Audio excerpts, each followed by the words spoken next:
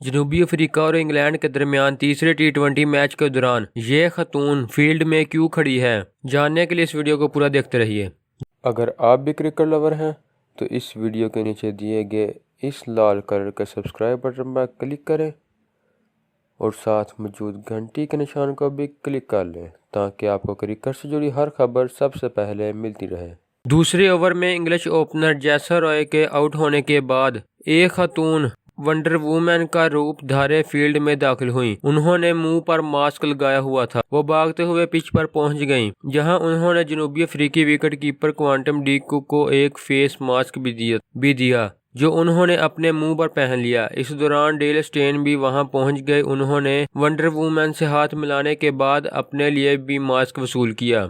उनका मकसद फ़ज़ाई आलूदगी के हवाले से शऊर बेदार करना था। तो दोस्तों, ये थी हमारी आज की वीडियो। अगर आपको हमारी ये वीडियो पसंद आए तो इसे लाइक लाजमी करें और क्रिकेट से जुड़ी मजीद अपडेट्स हासिल करने के लिए हमारे चैनल को सब्सक्राइब करें। दोस्तों, मिलते हैं अपनी अगली वीडियो में। खुदा हाफिज़।